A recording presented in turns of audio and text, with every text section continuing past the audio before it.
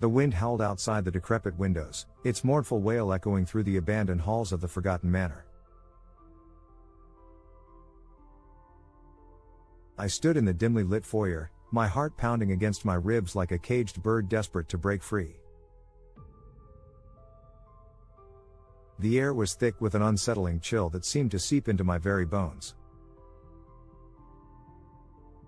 My flashlight cast feeble beams of light, revealing dusty furniture draped in tattered sheets and faded wallpaper peeling away like the memories of a bygone era.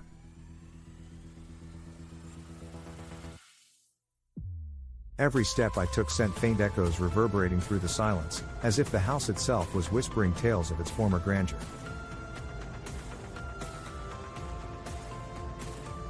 As I ventured deeper into the heart of the manor, a portrait caught my eye, a young woman with hauntingly familiar eyes, her expression a mix of sorrow and longing.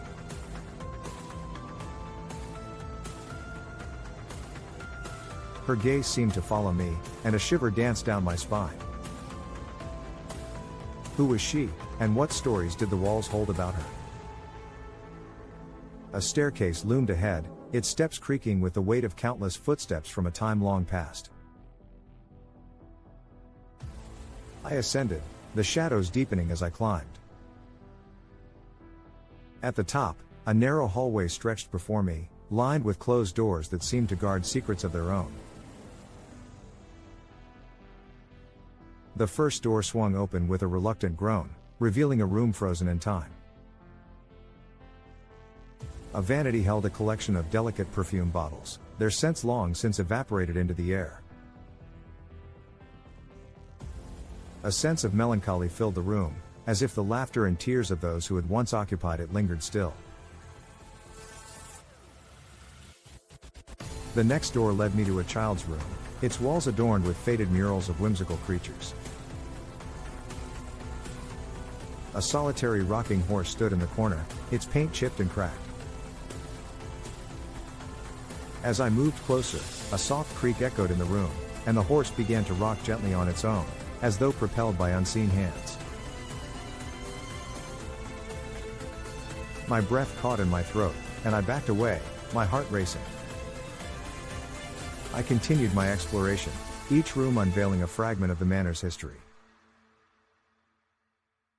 A study filled with dusty books and yellowed manuscripts hinted at a scholar's pursuit of knowledge, while a grand dining hall echoed with the distant clink of silverware and jovial conversation.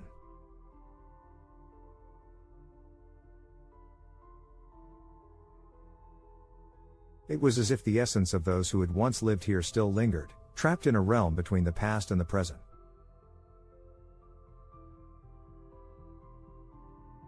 As I reached the end of the hallway, a door stood slightly ajar, revealing a room bathed in an eerie blue light. Hesitant but drawn by an irresistible force, I pushed the door open wider. Inside, I found myself in a chamber unlike any other, walls adorned with intricate symbols, a circle of candles flickering in the center. A figure stood at the center of the circle, their back to me. A sense of familiarity washed over me, and my voice trembled as I spoke their name, Eleanor. The figure turned slowly, revealing the face of the woman from the portrait, the same haunting eyes, the same mixture of sorrow and longing. Her lips parted, but no sound emerged, and yet I could hear her voice echoing in my mind. Forgotten, but not gone, she whispered, her voice a fragile melody. Trapped within these walls, a prisoner of time. My heart ached for her, for the torment she must have endured for who knew how long. How can I free you? I implored. Her ethereal form stepped closer, and a gust of wind swept through the room, extinguishing the candles. The blue light intensified, enveloping us both. You hold the key, she murmured, her fingers reaching out to touch my hand. In that moment, a flood of memories surged through me, memories that were not my own, but hers. A forbidden love, a tragic fate, a desperate plea for release. The weight of her pain and longing consumed me, and I understood the sacrifice she had made, the price she had paid for love. The blue light faded, and the room fell into darkness. I stood alone, my hand outstretched as if to touch something that was no longer there. But I could feel a sense of peace, a release that echoed through the manor like a sigh of relief.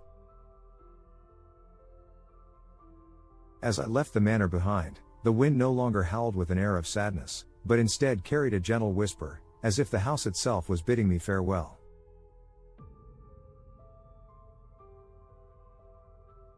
The Forgotten Manor was no longer haunted by its past, and Eleanor's spirit was finally free to rest.